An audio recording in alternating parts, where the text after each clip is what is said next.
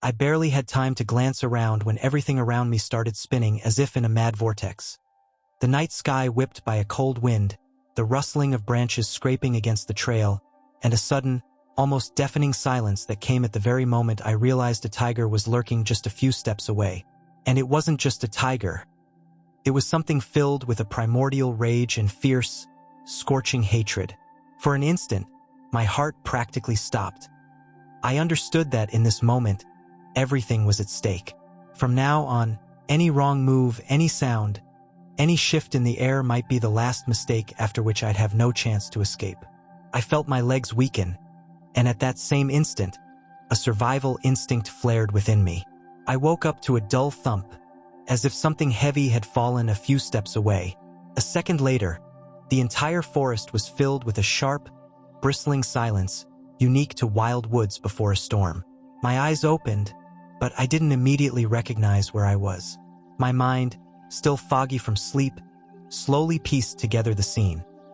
A dark forest thicket, cold ground beneath me, and memories of having been lost for a day during a hike, still trying to reach people. Somewhere behind me, according to my rough estimates, lay the river I had barely managed to swim across at night. The pain in my shoulder reminded me of how I'd crashed into underwater rocks. An inner dread told me that whatever caused that dull sound was no coincidence.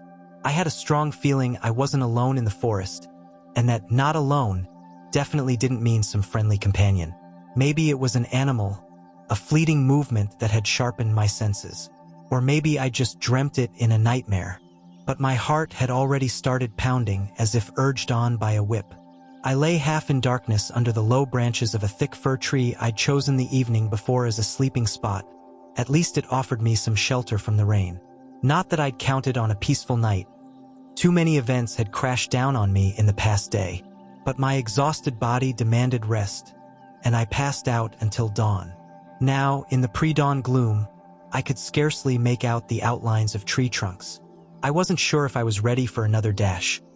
My shoulder hurt, my legs were aching from trekking over rugged terrain, and my head still throbbed from the cold and stress. But staying put meant leaving myself at the mercy of the forest's inhabitants.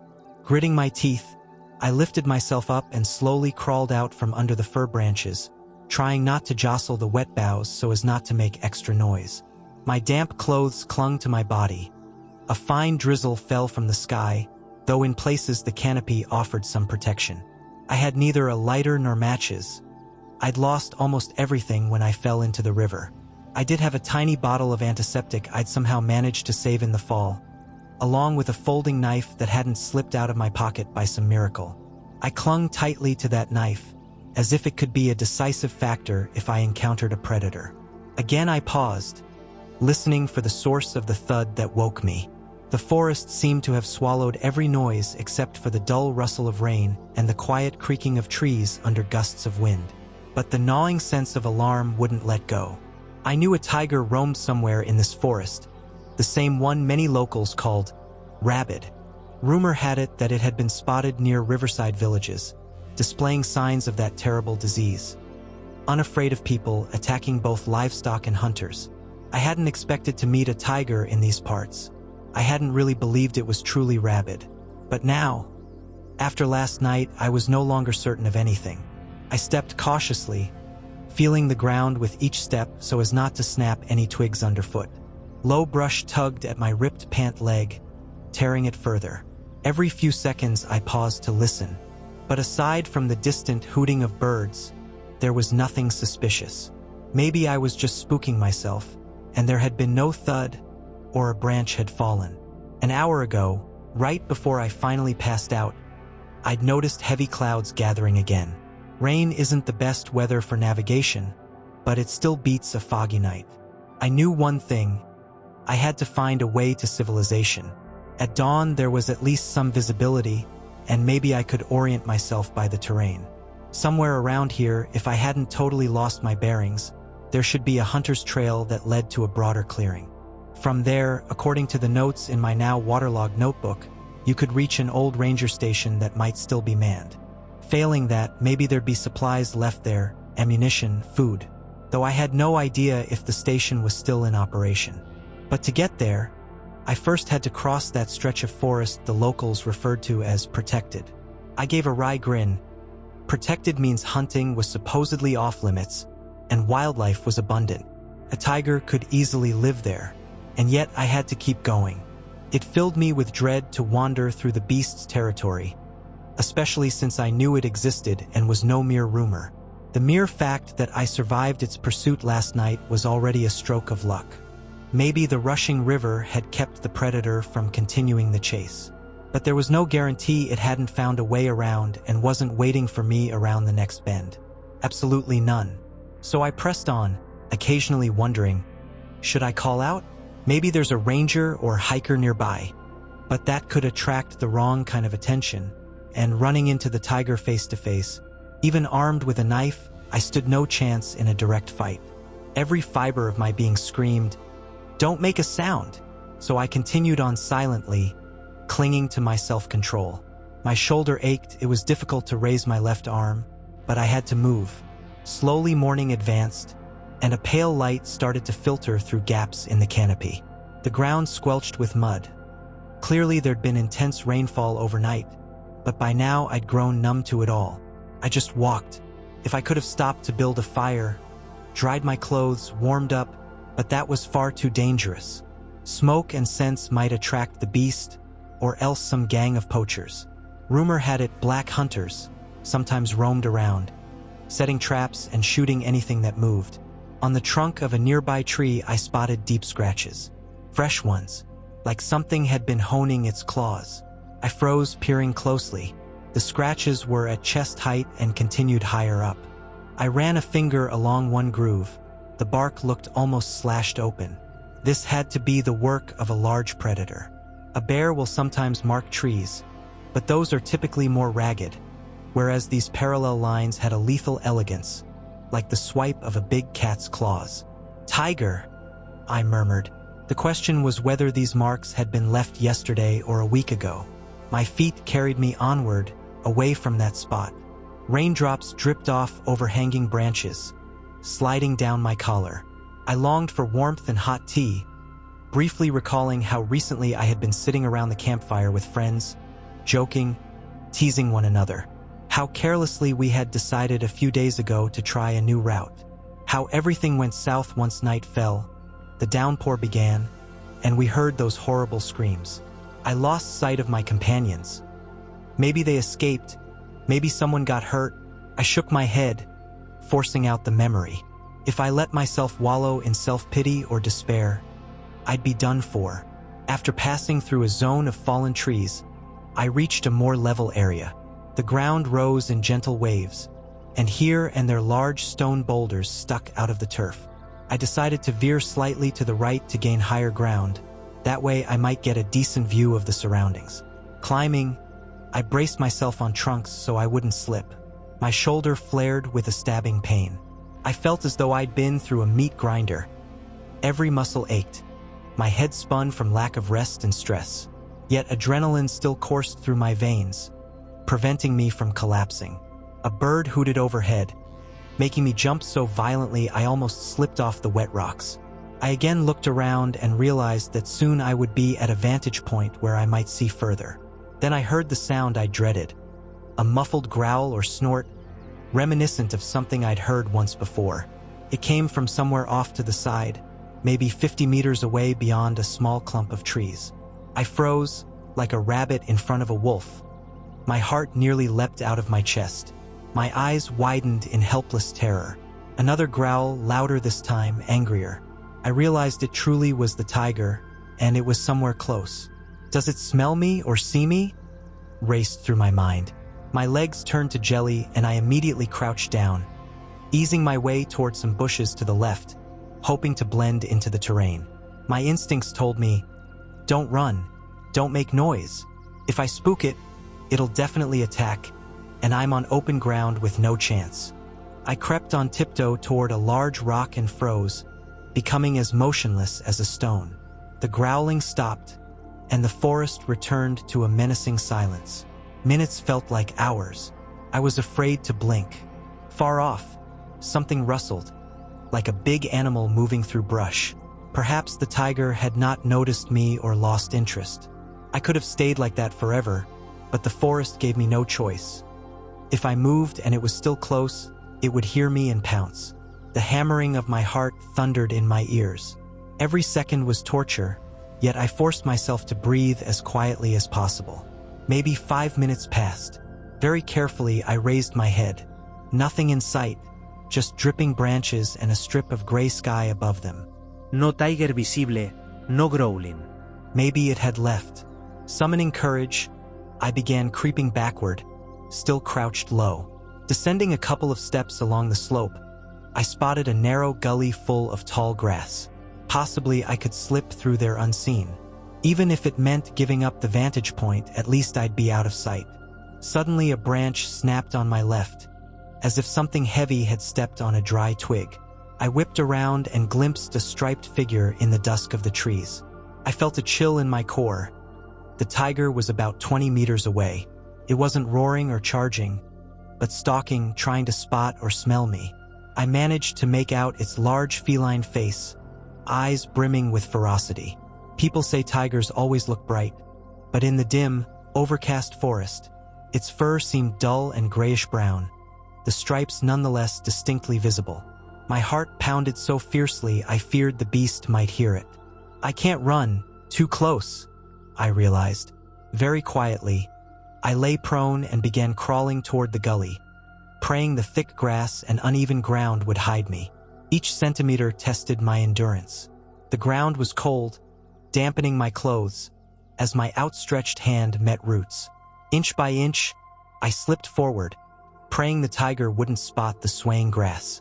Again there was a twig snapping behind me, as if the animal had moved. I froze, hugging the wet soil, goosebumps prickling my neck. I thought I heard a low snuffling sound, like the cat drawing air through its nose, trying to sniff me out. It felt like certain doom. One more moment and it would spring. My hand fumbled for the knife in my pocket. A pathetic defense, but it was all I had. Suddenly, a harsh noise resounded from the opposite direction. Maybe a huge branch fell or something of the sort, and the tiger let out a louder snarl. I realized those sounds weren't me, so the beast was distracted. Seizing that moment, I shook with fear but crawled another 3 meters toward the gully and practically tumbled in, as though diving into thick grass and soggy ground. I grabbed some roots to keep from making noise, breathing heavily but keeping my mouth shut. For a minute or two, I heard heavy footfalls and muffled growling above. The tiger apparently headed the other way, investigating whatever fell. That was my salvation, but I couldn't linger or it might return. Trying to be as silent as possible, I made my way downstream in the gully, hoping it would carry me farther from danger. Grass and low shrubs scratched my face, but they concealed my body. I felt as though I was crossing a minefield. The gully was longer than I'd anticipated and sometimes deepened into sheer earthen walls. I had to scramble up the slippery slopes, sliding in the mud, catching on roots. Somewhere in the distance I heard faint thunder. Likely more rain was coming. That might be a blessing in disguise, muffling my steps and washing away my scent. Or perhaps the downpour would just make my trek even more difficult. Eventually the gully opened into a small marshy area. I caught a whiff of stagnant water and saw a patch of scummy pond with reeds and sedges along the edges. I had to tread carefully so as not to sink into the bog. But at least large predators rarely walked into swamps. Then again, a rabid tiger might go anywhere. I gingerly hopped from one clump to the next. Once, my legs sank up to my knee in the sticky muck. I nearly cried out in shock but stifled it just in time. I quietly yanked my foot out, coated in slime, and continued. Every moment was saturated with fear. Somewhere, maybe a few hundred meters away, was that beast that, by all appearances, wouldn't give up. Its hearing and sight were better than mine, and presumably it wasn't afraid of either rain or marshes. My one hope was to move in a way that confused it, to lose my scent in this damp environment. I wondered if the forest would be drier on the other side of the swamp, maybe letting me move faster. Once across the wetlands, I found a firmer bit of ground where tall aspens grew. The ground here was covered in fallen leaves, soft, but prone to crunching. I stepped carefully, sometimes hearing the unwelcome sound of brittle leaves snapping underfoot. Clenching my jaw, I tried stepping on my toes or on exposed roots. Rain indeed fell harder, with thunder rumbling somewhere above. A lightning bolt flashed in the distance, but here in the lower forest everything was veiled in bleak autumn haze. The air smelled of ozone, mixed with the damp smell of wet leaves. Suddenly a bright lightning flash illuminated a gap among the trees, letting me spot movement some 20 meters away. Something darted among the trunks. I didn't see stripes, but my heart lurched in panic. It could be the tiger, or maybe a deer or a boar. In this forest, any shape might appear. I froze, waiting for the next peal of thunder and flash. Nothing appeared. Maybe the creature left. I decided that standing there was too risky and forged on, though every nerve in my body rebelled. What if the tiger's waiting just behind that trunk? Barely 10 steps later, I heard a sound behind me that made my heart sink. A low, deep growl sliding into a roar. It was there. The tiger must have spotted or smelled me. I realized the showdown was coming. Do I run or hide? One wrong move and it would pounce. Remembering my past experiences where running was my only option, I resolved to do so again, despite knowing the cat could outrun me in a forest. But at least the trees were closer together. Their trunks and limbs might hinder its chase. Mustering my last energy, I sprinted forward. The noise of thunder and lightning worked in my favor, masking my pounding footsteps. Behind me I heard the tiger snorting, brush cracking under its heavy paws, which terrified me. If I looked back, I'd likely freeze in horror. I had to focus on the path so I didn't fall. Each step caused a jolt of pain in my wounded shoulder. I could barely swing my left arm, but adrenaline drove me forward. A branch lashed across my face, and wind and rain blinded me. Droplets cascaded off the tree limbs, prickling my skin.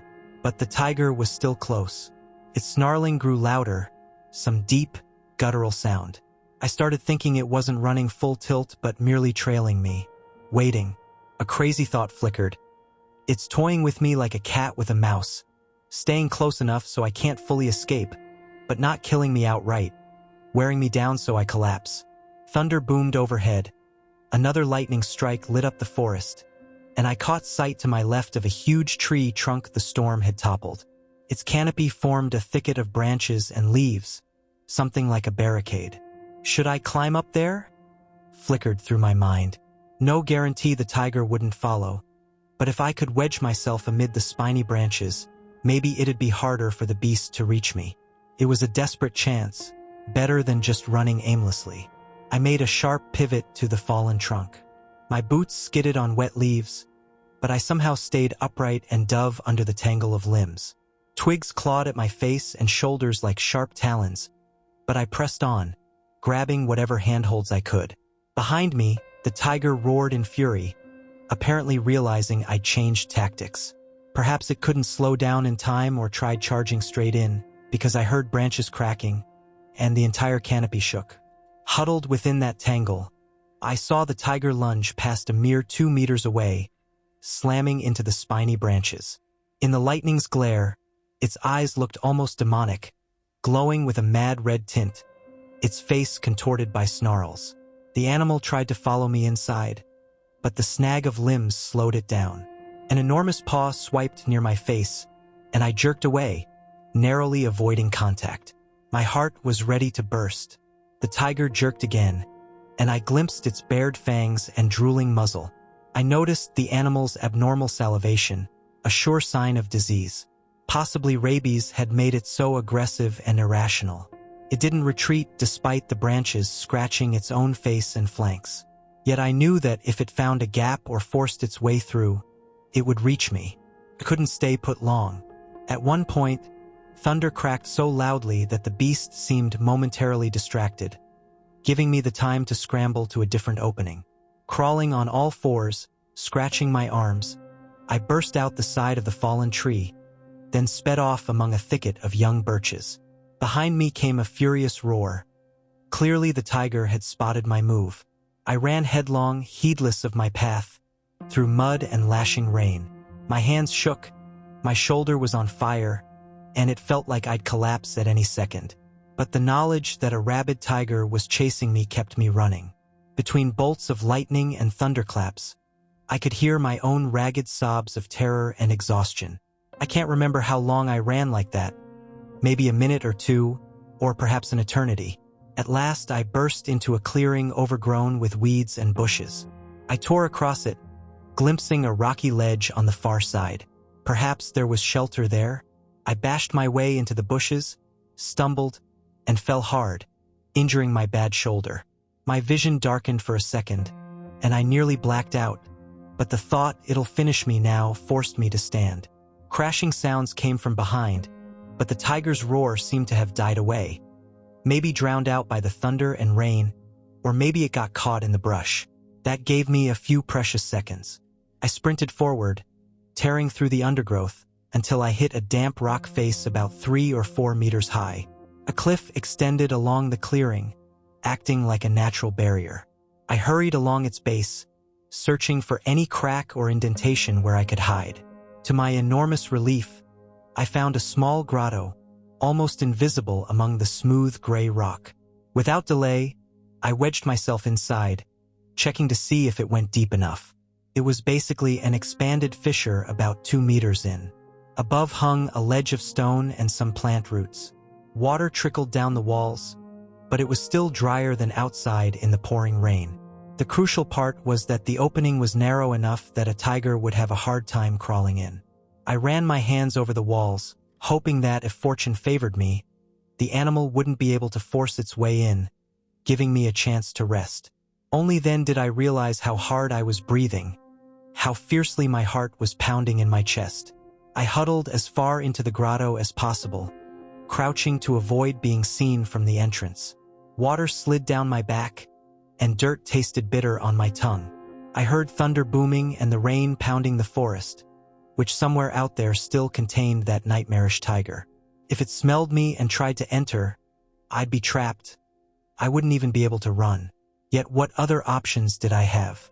Dashing out into its claws would be suicide. I must have stayed like that for about 10 minutes, straining to hear over the din of the downpour, afraid to move. My shoulder throbbed, my side ached, my head reeled. My ears still rang with the frantic beat of my heart. I mentally replayed the events of the last hour. The chase, the fallen tree, the claws, the snarling jaws. I imagined how, if someone looked at me then, they'd see eyes inflamed with terror, a face barely recognizable. Finally, my heartbeat steadied a little. The rain eased, and the thunder drifted away. I rubbed my face with both hands, trying to quell my trembling. Okay, I told myself, you're alive, that's the main thing. Now what? Am I going to sit here till nightfall? Or what if the tiger's outside waiting? I cautiously peered out as far as the grotto allowed. The sky was still dark with storm clouds, but the rain had slowed to a drizzle. The clearing in front of the rock looked deserted. Huge puddles lay in pools, where raging torrents of water had gouged the earth. No sign of the predator, nor any other living thing. But I knew it was no guarantee. Still, I had to move. My stomach hurt with hunger. My strength was nearly gone. If I don't take the risk, I'll die here from starvation or an infected wound. So, inch by inch, I emerged from the grotto. I crouched, scanning the clearing. Nothing in sight, no hint of stripes. The forest stood eerily silent. I needed to find a path, maybe a sign of human presence. I headed to the right, keeping close to the stone wall so I could quickly duck into a hiding place if necessary. After about 20 meters, the cliff dropped and gave way to a high ledge beyond which lay relatively level ground covered in ferns. Maybe that led to the river or a forest edge. My legs quivered as I walked, forcing myself forward. Each step reminded me how wild this forest was, how it sheltered a top predator grown more fearsome by disease. I tried to reassure myself that the downpour had washed away my scent, that the tiger had used up its energy and might be off elsewhere in the forest. But deep down I suspected that monster wouldn't rest until it had its prey. I had met its gaze once already. Crouching behind a tall boulder, I paused to listen. All I heard was raindrops and a faint rustle of leaves in the breeze. A thought flashed. Maybe it's gone and I'm shaking for nothing? But then I recalled how effortlessly that striped huntress had vaulted from tree to tree. No, it's too soon to relax. Stealthily, I made my way across another clearing and went back under the canopy. Here the trees were sparser, the grass lower, so I could speed up a bit. Sometimes I felt maybe I'd finally lost the beast for good. But soon I spotted flattened grass and paw prints in the moist soil. Huge. Fresh. Apparently the tiger had passed through here not long ago. If it wasn't just circling, it might be moving the same direction I was. That thought almost threw me into panic, but I rallied and pressed on. Before long, the terrain started sloping downward, presumably toward the river. If I reached the bank, maybe I'd find a place to cross or a fisherman's shack. That might be my salvation. At the very least, water was often associated with people, and perhaps the tiger disliked open areas as much. Though, ironically, I'd already tried crossing a river once and nearly drowned. The memory didn't inspire confidence. After about half a kilometer, I heard the subdued rush of water in the otherwise quiet forest. Sounded like a stream or small rapids. My heart eased a bit. Water could help erase my trail, and maybe I'd find fishermen. Pushing forward, I entered a stand of slender birches and aspens, but once again felt a prickle of danger. I caught a flicker of movement out of the corner of my eye. I froze, raising my knife, laughably, my only weapon, flattening myself against a birch trunk. Silence, just the patter of raindrops. But 15 meters away, behind a bush, 2 points of yellowish glow appeared, the tiger's eyes. Time seemed to stop. I felt as if the beast was staring straight through me. But the tiger didn't leap that very second. It hesitated, possibly unsure of what it had seen. I took half a step back, trembling, and a stick I was leaning on snapped beneath my foot. That was enough. The tiger sprang forward with a roar, and I, without thinking, dove sideways. Another frantic chase in the forest labyrinth had begun. Though the land here was more level, mud had turned the ground into a slippery trap. The guttural snarls behind me melded with the roar of rainfall. Had I been less exhausted, maybe I could have run faster. As it was, my body was running on fumes. I was pinning my hopes on the river once again. Maybe there'd be a fallen log bridging it, making the tiger reluctant to follow, or maybe I'd have a chance to dive in. Desperately, I raced toward the sound of rushing water, paying no attention to the rest. Wet brush whipped my face, and behind me, somewhere, bounded that rabid predator, occasionally roaring so loudly I felt my insides clench. At last, the land flattened out by the riverbank, which was thick with reeds. The water roared more strongly, meaning it was a fairly big river. Gasping for breath, I burst from the forest and found myself before a fast-flowing, churning torrent. The heavy rain had obviously raised the water level. No bridge, no ford. But I didn't dare look back. The tiger was right behind me.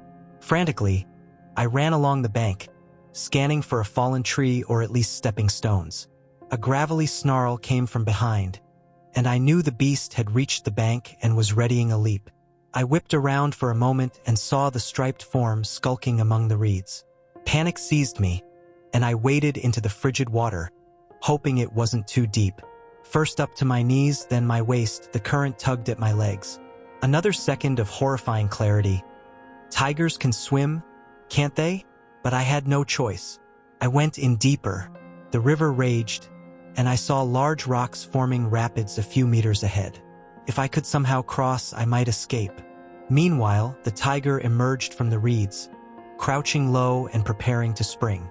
The current yanked me off my feet.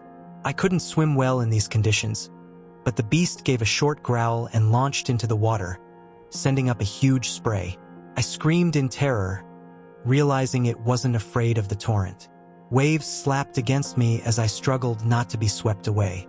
With frantic strokes, I fought to reach the far shore. The water was icy. Cramps seized my legs. I heard splashes behind me. The tiger was swimming, but the current was likely carrying it away too. Maybe that was my only hope. Forcing every ounce of strength, I tried to keep afloat, swallowing equal parts water and air, drifting downstream. I mostly used one arm because my injured shoulder barely moved. At one point, the current slammed me into a submerged boulder, nearly making me black out from pain.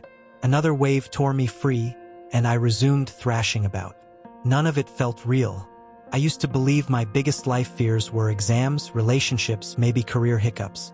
But those seemed laughable now, with a rabid tiger chasing me for its kill. After shooting through a tumultuous stretch, I sensed the current easing a bit. The left bank looked closer. Summoning my last dregs of strength, I swam that way, my feet not yet touching the bottom but trying to push on. Soon the bottom turned silty but firmer. I spotted some driftwood snagged near the bank. Coughing and spitting out muddy water, I clutched at it. I crawled ashore, collapsing face down in the mud. My eyes stung, my body burned with bruises and cuts. The first thing I did was turn back to scan for the tiger. In the downpour and swirling currents, I saw no sign of it. Possibly it was carried further downstream, or maybe it clambered out higher up the bank. In any event, it wasn't here now. Shaking, I dragged myself under some nearby bushes. I had almost no strength left, my heart hammered, and I could barely breathe. I survived. But for how long? Shivers racked my body, a wave of panic returning.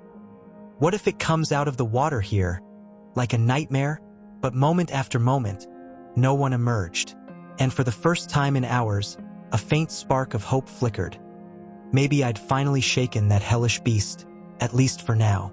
I closed my eyes, feeling the cold rain still pelting me, river water dripping off my lips with a gritty, silted taste. In my mind's eye, I still saw the bared tiger fangs promising death. Yet I lay on the opposite bank, still alive. Despite the shoulder throbbing with pain, I heard no roars behind me. I should rest just a few minutes, I told myself, then search for help. Someone around here might rescue me. At the same time, I knew I couldn't really afford to relax. If the tiger truly had rabies, it might fear nothing, even crossing calmer stretches of the river. I had no idea how much time I had.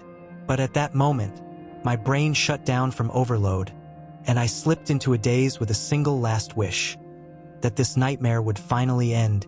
I don't know how long I lay there, half unconscious, half dreaming. Perhaps a minute, maybe an hour. The cold seeped into my bones, while midday rain turned to a drizzle softly settling on leaves and grass. When I came fully to my senses, I realized any slight movement brought dull pain. My shoulder wound throbbed, my chest felt battered as if from a blow, and a stabbing pang gripped my side every time I inhaled. Still, I was alive. My first impulse was to jerk my head up to peer behind me. The riverbank lay empty, reeds swaying in the breeze. No sign of the tiger. Maybe it was swept away or found its way out further upstream or downstream and lost me. Yet I harbored no illusions. The beast had already proven how relentless it was, especially in its insanity. If it hadn't drowned in the rapids, it might be circling around to pick up my trail once more. I had to leave. If I remained here in a daze at the water's edge, I'd have no defense if the tiger showed up. Collecting myself bit by bit was difficult. I was frozen, drenched, nearly spent, but dread of the beast's return forced me onward. I forced myself to move, though my legs nearly gave out from weakness. For a moment I thought I wouldn't be able to stand, but I gritted my teeth, braced my knee, and rose unsteadily, almost swaying sideways.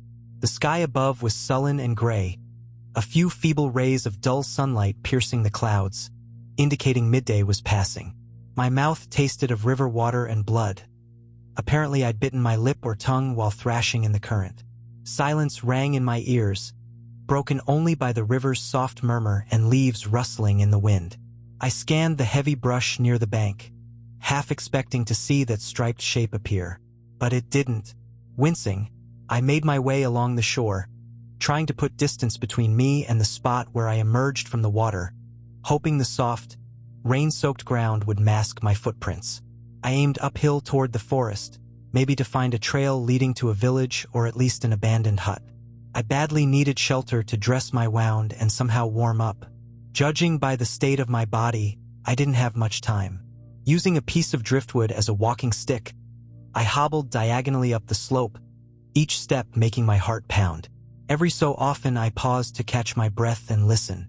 All around me was damp and quiet, perhaps because of the downpour scaring off most forest creatures, or maybe they were lying low. Suddenly a twig snapped somewhere, making me jump and stagger forward a step. But it was just a small deer that bolted from the bushes and vanished deeper in the woods. My heart lurched painfully. Any sudden movement I now associated with the tiger. When I'd climbed about 50 meters from the river, I turned back to survey the bank. A dense line of vegetation concealed it. From here, I could no longer see the water's edge, only glimpses of gray current and sparse bushes. If the tiger was lurking below, it likely couldn't spot me instantly. Maybe I had a slight head start. With that thought, I pressed further into the forest, keeping to higher ground. This land was steep, cut by terraces of young aspen. I waded through wet branches, looking for anything that might be a trail. At one point, I came across the remnants of an old fishing net tangled among the brush. That got me thinking, if fishermen once came here, maybe there's a hunting cabin nearby, or a derelict shack at least. Step by step, I moved farther from the river until I found an area full of tall ferns and scattered pines. The ground here was drier, letting me pick up my pace slightly. My spirit wanted nothing more than to get away from the water. Though it saved me, that river now symbolized another close call. I was exhausted from battling both nature's fury and the tiger. I was desperate for any hint of human presence. The swath of ferns stretched on until I spotted something resembling a faint trail, a narrow lane of pressed-down plants and patches of stone showing footprints. Possibly old footprints, but human nonetheless. My heart gave a jump. There it is! Checking around for any sign of the predator and finding only ancient tracks, I decided to follow it. I walked cautiously. My arm, numb and painful, was almost useless, but I forced myself forward. Keep going. If there's a trail, there's hope of reaching people. Don't give up. I stumbled now and then on the slick path, with exposed pine roots forming awkward steps. But it beat trudging aimlessly through thick undergrowth. At one bend in the trail, I was seized by a coughing fit, likely the onset of hypothermia. I wanted to stop, but then the thought of the tiger, possibly hearing me, spurred me on. I pressed my hand over my mouth to smother the coughs and eased down onto a wet stone beside the path. My head spun. Exhaustion weighed on me so heavily I feared I wouldn't survive without some warmth or shelter. Even lighting a fire in this rain, though, seemed nearly impossible with no dry fuel. I looked around hopefully for any sign of a shelter or a cluster of spruce that might be drier. All I saw was ferns, pines, and sodden grass. Overhead, branches swayed in the breeze, dropping rivulets of water. The downpour might have slowed, but I was still drenched. Again, I felt how helpless a person is in the wild with no gear, especially when a perfect natural killer is stalking you. When my coughing eased, I pressed on along the trail, halting occasionally to listen for that familiar roar. Nothing. Even the birds had gone silent, except for a few distant crows. Eventually, I realized the trail began descending again, possibly toward a different stream or ravine. I had no desire to turn back. For the first time, a faint hope that the tiger might have lost me flickered. But I couldn't be sure. The slope got steeper, the trail partly vanishing in thick bushes, then reappearing. My legs started trembling with fatigue. At one point, a fallen log blocked my path. Trying to climb over it, I found I had no strength left. I scrambled awkwardly, nearly toppling sideways. The jolt reactivated the pain in my shoulder. Darkness danced in my vision. For several seconds, I stood gasping, blinking away dizziness. My hearing became hypersensitive, anticipating the tiger's stealthy steps. But the forest remained quiet.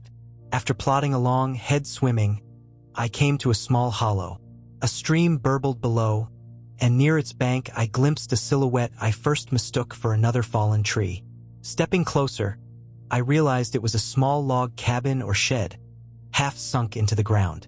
Its roof had mostly collapsed, but the walls still stood, leaning precariously. Shelter popped into my head. I hurried toward that ruin as best I could, noticing one wall had caved in and the other was overgrown with moss. It looked truly abandoned, but maybe it offered some protection from wind and drizzle. Entering, I picked my way through crumbling boards and saw there was indeed a patch of roof covering a meter or two of space. The floor was littered with rotted wood and decaying leaves, and in one corner lay what looked like old straw or hay, darkened by damp. The odor of mold and rot nearly made me gag, but it was still better than sitting out in the open rain. If the roof didn't leak too badly, I might at least dry some of my clothes and catch my breath.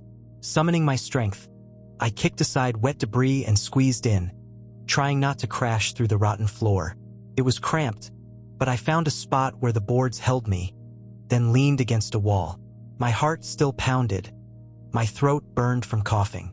Every breath felt like a small victory. I tilted my head back, closed my eyes, giving my weary body a brief respite from non-stop fear. My mind drifted to my friends. Where were they now? Were they safe? Had they escaped? Or would I be haunted by the memory of one of them falling victim to this tiger? I recalled the cries and our panicked flight. Tears threatened, but I just clenched my fists, cursing my own powerlessness. A gust of wind rattled the remaining rafters, sending bits of debris raining down on me. The air reeked of damp decay worse than ever. Resolving to scout the place more thoroughly, I wondered if there might be anything I could use. Rope, rags, anything at all. I found only rotten scraps of wood and boards half turned to mulch. A rusted hook protruded from one wall, perhaps once used for hanging tools or bundles of herbs. Still, it was drier here than outside, shielded somewhat from wind. I realized that, loathsome as it looked and smelled, this place might save my life if I waited an hour or two to rest. Would I risk spending the night here? Hard to say. If the tiger caught my scent, it could easily tear through the flimsy wall. But I was so weak I could barely stand. Resolving to at least treat my wound, I peeled back my wet clothing. The fabric clung to my skin, making me hiss in pain as I pulled it away. A dark bruise covered part of my shoulder, and a shallow cut ran across it, likely from bashing into a rock. The blood had caked over, but I worried about infection, especially after exposure to river water. I had to rinse it somehow. Glancing around, I noticed a puddle of rainwater in a corner where it had dripped through the broken roof. It was murky, full of soggy leaves, but still water. Soon I retrieved the small bottle of antiseptic from my pocket, the only item from my hiking kit that had survived. My hands shook as I unscrewed the cap. I put a couple drops of antiseptic on my fingers, mixed it with the rainwater in my cupped hand, and gently washed the wound. The pain was excruciating, like a hot iron searing my skin. I bit my lip to keep from screaming, afraid the noise would draw the tiger or some other predator. When I finally finished, I tore a strip from my already shredded shirt and fashioned a crude bandage to cover it. I probably looked pitiful but had little choice. Then I slumped into the rotted straw and tried to settle so I wouldn't sink further in. The stench was revolting, but I scarcely cared at that point. My eyes kept sliding shut from fatigue. Don't fall asleep, I warned myself, but your body needs the rest. I spent 5 minutes fighting off drowsiness, keeping an ear out for any sounds outside. If the tiger came, I might hear twigs snapping or a low growl, though it could just sneak up without a sound. That thought sent shivers through me. I also realized that in this dim space, my imagination could easily turn any noise into something terrifying. But exhaustion weighed heavily, and my consciousness soon dipped into a half-dream haze. Eventually, I drifted off, my head lolling on my chest. Rapid flashes of the chase haunted my dreams. Fangs in the darkness, the roaring river. I dreamt I was sitting at a campfire with friends, only for a giant tiger to emerge from the trees and sit beside me like a pet cat, but with crazed eyes. I tried to shout, but no sound came out. My actual awakening was abrupt. I jolted to the real-world sound of a sharp click near the entrance. My heart again thundered in my chest. Speed and agility were inconceivable. Within seconds of me bolting, I heard a solid thump behind me. The tiger had leapt with unexpected strength, its paws hammering the ground close by. Another fraction of a second and it would have knocked me down. The rending of dense undergrowth under its bulk sounded like cracking bones. A terror so overwhelming I couldn't immediately process it.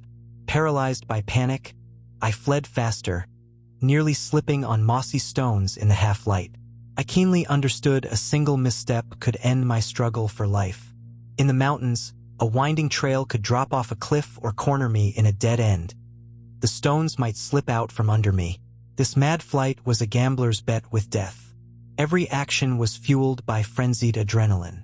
I felt no exhaustion, though my heart pounded so hard it threatened to burst from my chest. One thought pulsed incessantly: don't stop, don't look back, keep your pace, survive at any cost. Underfoot, the terrain alternated between steep descents and abrupt rises. Ducking beneath low-hanging branches, I scratched my arms and face, ignoring the pain. Occasionally I realized I was half sobbing or uttering strangled gasps. Fear whipped me like a lash. Once I dared a glance over my shoulder and glimpsed only a dark blur hurtling after me, nearly silent. The tiger never lagged. The shape flickered like a nightmare incarnate, unstoppable, disappearing into shadow, then reappearing.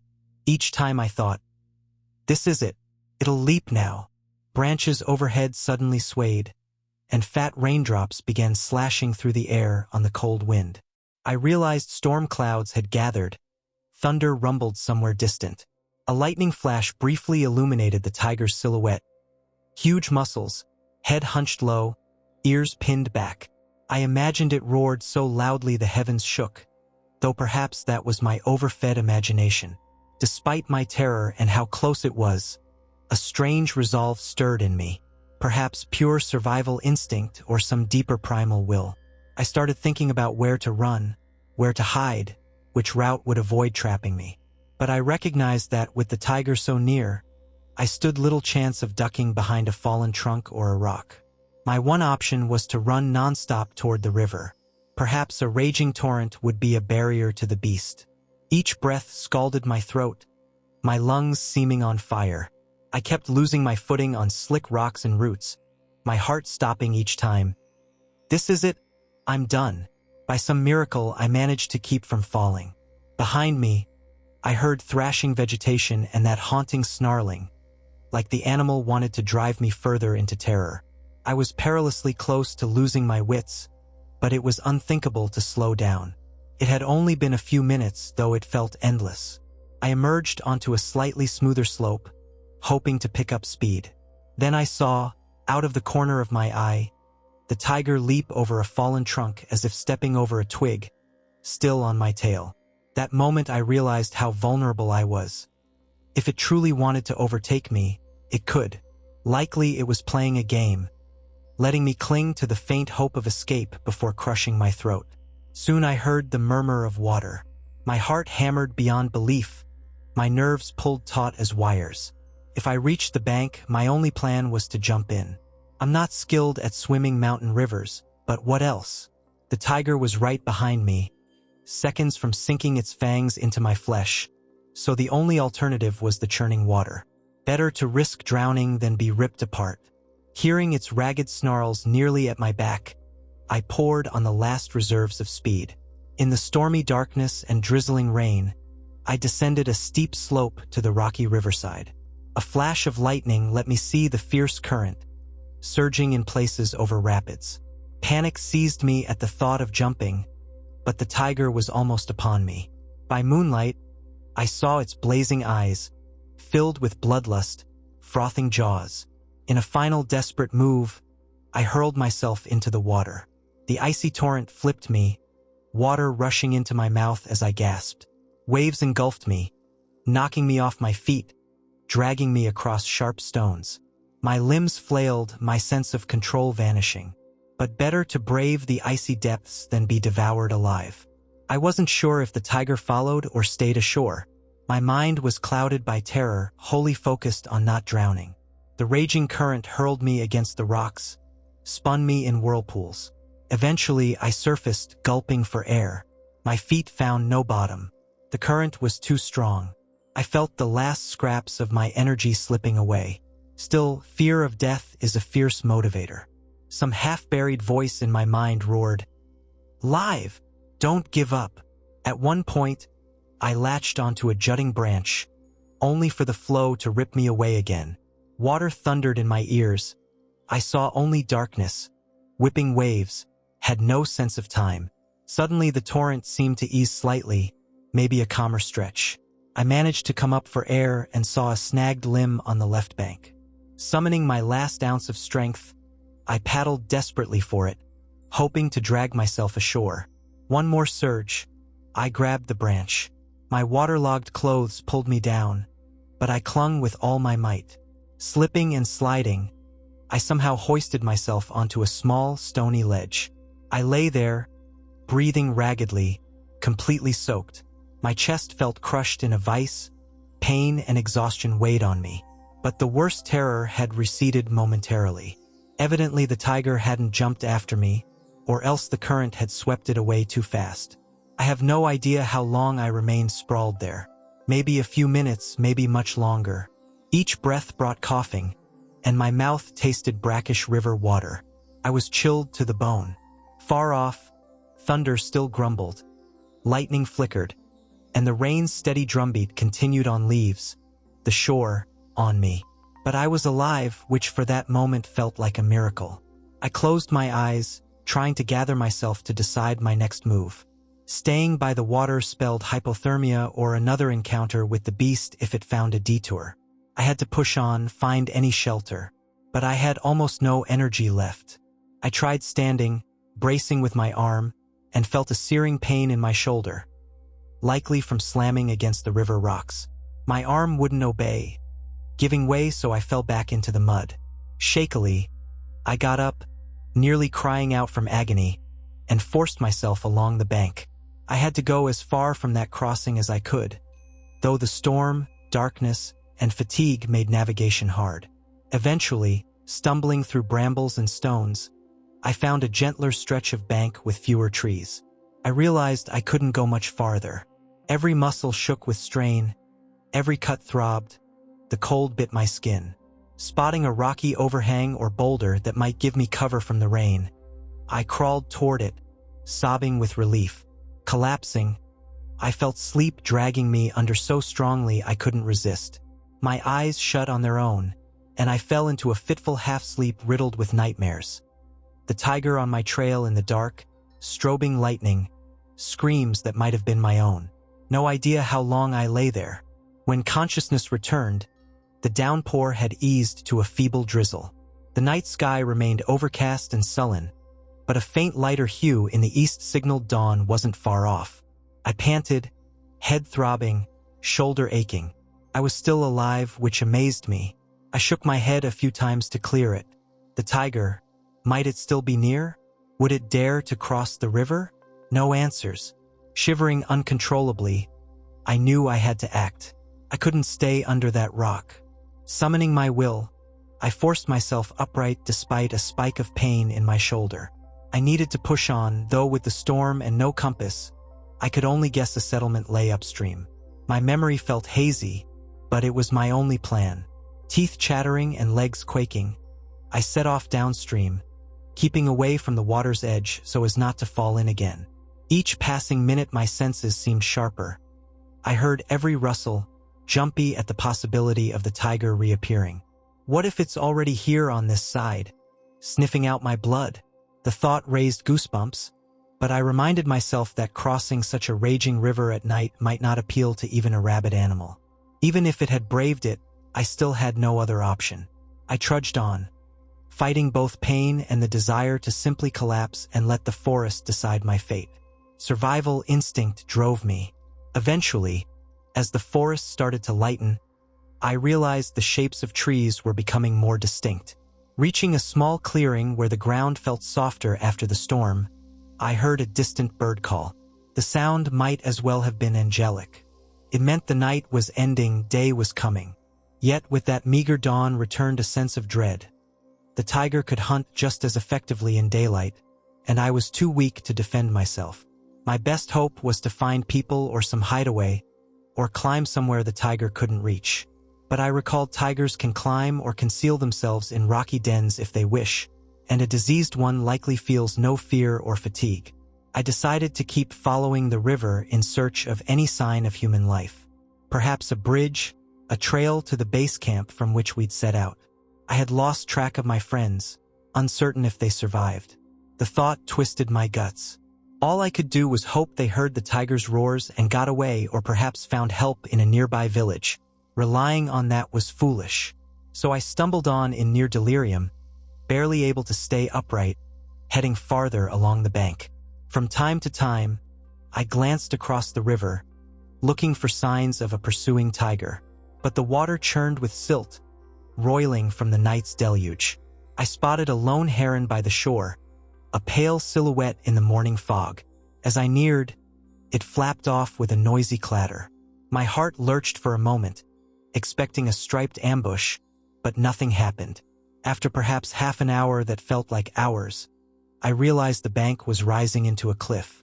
I had to climb some rocky outcrops or risk a dead end. Scrambling upward, I slipped multiple times on wet stones. My shoulder throbbed fiercely, apparently seeping blood again. My clothes were in tatters, and I trembled with cold. A hammering headache reminded me, I need shelter or I'll never make it. Eventually, I reached a fairly level plateau overgrown with bushes and trees. Forcing aside the branches, I glimpsed what might be a clearing or old track in the distance. A surge of hope rose. Quietly, I moved forward, scanning all around in fear the tiger might spring from anywhere. But I had no choice. Onward I went, slow but determined. The closer I got to that clearing, the more obvious it appeared these were man-made signs. Trees cut, logs scattered. Maybe an outpost or a ranger's shack. I thought, heart-pounding. If I could find a building or a living person, I might be saved, plus warn others about the rabid tiger. I pressed through the brush, trying to make out any structure.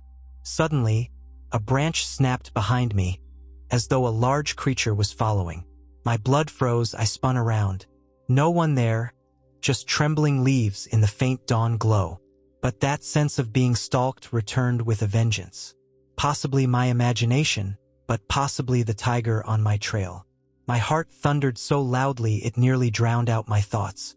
I edged sideways, hugging a large tree trunk, breathing heavily like I just sprinted. Don't panic, don't scream, I muttered internally. If it's here, it'll leap the moment it sees me. I scanned the vegetation, but swirling fog in the weak sunlight played tricks. Shadows danced, and I couldn't be sure whether stripes lurked there. Mustering courage, I decided, standing here is suicidal. I have to move, reach people, or at least better shelter. Low to the ground, I made for the clearing. My shoulder stung with every step. My temple throbbed. I recalled that rabies erases an animal's caution but leaves it with its raw power and reflexes intact. A rabid tiger is a half-insane killing machine, unafraid of anything. At last, I reached the clearing's edge, discovering what looked like a narrow trail. Yes, definitely a path, though overgrown. Maybe it led to some deserted lodge or storehouse. With caution, I started walking it, avoiding noise. My mind still roiled with panic. My heart hammered like a caged bird. Deep down, I felt mortal peril lingered. All I could do was hope the tiger had lost my track or found alternative prey. A harsh thought, but the selfish drive to survive overshadowed my compassion. Through dense brush, the trail continued, at times hidden under fallen branches or tall grass. I stayed near the center, trying not to snag on thorns or rustle leaves. I was nearing total exhaustion, my body seemingly weighed down by pain. I also worried that my shoulder wound could become severely infected without proper care. Where would I find supplies or even basic bandages? Unexpectedly, the path bent, leading to a small stream. It gurgled softly, cutting across my route. The banks were muddy, with logs forming a makeshift bridge. I crossed carefully, sliding on the slick wood. I cupped my hands for a drink, ignoring how stale it tasted. I was that desperate. I didn't know if I even had the stamina to continue. Which way to go? Was there any real chance? Barely on my feet, I suddenly heard a sound that made me freeze. A low, raspy snarl from somewhere on the left. I went cold, straining my eyes among the trunks but only seeing shifting leaves in the breeze. My mind raced. Maybe it's not the tiger, maybe a boar or something else. But my gut told me otherwise, that it was the beast. Possibly it had returned. Possibly it had tracked me all along. I could have tried to remain silent. The next second, though, I thought I saw a red glint of eyes among the foliage. Maybe just a trick of the light. Torn between bolting and risking an immediate attack, I broke. Adrenaline propelled me forward down the trail, as fast as my battered legs allowed. I might have screamed, half from pain, half from despair. I scrambled, dodging branches, all but numb to my body. With each step, I imagined claws raking my back. After about 100 meters, I realized I'd forgotten all stealth and was crashing through the undergrowth. I halted, pressing myself against a large trunk to catch my breath. Silence fell again, only the last raindrops pattering. Maybe the tiger wasn't there, or maybe I'd outrun it. No going back. I had to keep moving until I found some real refuge or escaped this cursed forest. By now, dawn had strengthened, and the fog was lifting. I trudged on, stumbling often, until the trees thinned out and gave way to a small clearing. Off to one side, beyond thick bushes, a faint glint caught my eye. Could be water or some sheet of metal. Looking closer, I realized it was a sheet metal fence, plus broken wood. Maybe a fence or barrier someone had built. My heart clenched with excitement. Could that mean a sign of human habitation? I decided to risk it. Circling the bush, I discovered an old yard with a rickety metal fence, half-collapsed gate, perfectly abandoned. I lifted the sagging gate, peering in. A small building stood inside, probably a shed or guard's hut. A wave of fatigue and tension washed over me. This place might be my salvation or might be empty. Either way, it provided potential shelter. Carefully stepping into the yard, I listened. Silence. The hut's door hung ajar. Inside was dim, smelling of rotten wood and mold. No obvious sign of animals or inhabitants. Probably deserted years ago. The floor was intact enough, and I saw old blankets or sacking. For me, soaked, wounded, freezing, it felt like a godsend. I staggered in, propping the door from inside, though there was no latch. Among the boards, sacks, and general debris, I found a fairly dry patch. Using them to dry off a bit, I sank down, hugging my knees. My shoulder throbbed, and I gingerly touched the wound to see if it was bleeding. Possibly it had clotted, though my shirt was soaked red, and I lacked a proper dressing. But at least resting here might save me from collapsing out there, I told myself. Overhead, something rustled. Maybe rats or birds nesting in the rafters. I ignored it, breathing deeply to calm my mind. The terrifying question surfaced again. What if the tiger followed me here? The fear was so intense I listened for every noise outside, expecting a heavy tread or a snarl.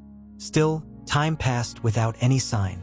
Eventually, the tension mingled with exhaustion, and my eyelids drooped. My last coherent thought was that I'd doze a bit before deciding my next step. Apparently, I did pass out. When I opened my eyes, the daylight outside was brighter, and I heard a piece of tin squeaking in the breeze. Sitting up, I felt an ache in every joint, but the short rest had done me some good. My mind was clearer. If I don't move on, I'll stay here forever. I have to try to find a path to people, perhaps a country road or something. Using a stick as a makeshift cane, I peered through a gap in the boards. It was quiet, no beast or human. My lips were parched. So much time since I'd fled the river. Felt like an eternity, and I still needed enough strength to keep going. I sighed, scanned the shed for anything useful. A rope, water jug, anything. Found only rusty nails, a few planks, some ancient crate. Next to worthless. I accepted that reality. Resolutely, I opened the door and stepped into the sun. The day was now in full swing, though the sun hid behind the clouds. The forest behind the fence swayed in the wind. If the tiger was out there, I couldn't see it. I had to keep going. The gate squealed loudly as I forced it open, sending an uneasy chill down my spine. If the tiger is near, it'll hear that, but staying was pointless. I emerged onto an overgrown dirt track, presumably once used for hauling supplies or something. It stretched south, by my guess, while I believed my base camp was somewhere to the southeast. Perhaps I'd intercept the route I'd once hiked with friends. Step by step, I inched away from the battered fence, still glancing around. Silence, broken by wind and occasional bird calls. My nerves remained on edge, anticipating an attack at any moment. I stuck to the middle of the road, hoping to spot danger from the sides. My shoulder throbbed, but I'd grown used to the pain as though it were part of me. Periodically, I paused to scoop up rainwater from puddles, ignoring the questionable cleanliness. Staying hydrated was crucial, and so I trudged for maybe an hour or more. Eventually, I reached what must once have been a crossroads. One path dipped right, another climbed left. The sign nailed to a tree had long since rotted, unreadable. I stood there, torn, when I heard a faint crack behind me. Spinning around, I saw nothing, but my pulse spiked. Possibly just the wind snapping a branch, or maybe I was being followed. I took 2 steps left, then froze. Something inside me suggested going right, back to the river, might lead to a settlement. But the banks were steep, could hamper me. The uphill forest might be even wilder. I stood there, paralyzed by indecision, then heard another twig snap behind me, louder. No more time to think. I chose the right-hand path and walked as fast as I could. With every step, that eerie feeling grew, as if a large creature trailed me, keeping to the shadows. I spotted no footprints, but sometimes I heard subtle rustles or crackles. Repeatedly, I turned my head, scanning, but tree trunks and undergrowth blocked my view. I tried to calm myself. Might be just a deer, but my memory of the tiger devoured any reassurance. My heart pounded, my muscles shook. Another encounter like last night would finish me. After about half an hour, the trail brought me to a cliff. Below, the river wound more peacefully, fringed with reeds and willows. In the distance, a hazy outline of the mountains from which I'd tumbled. How far I've come, I thought, shoulders slumping in exhaustion. But where now? Possibly I could climb down and follow the river. What if it's a dead end?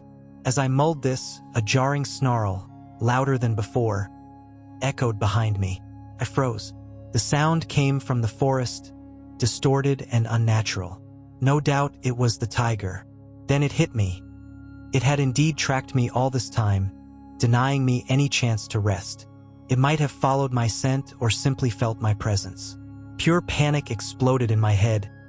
Run now! But a cliff loomed ahead, a wild beast behind.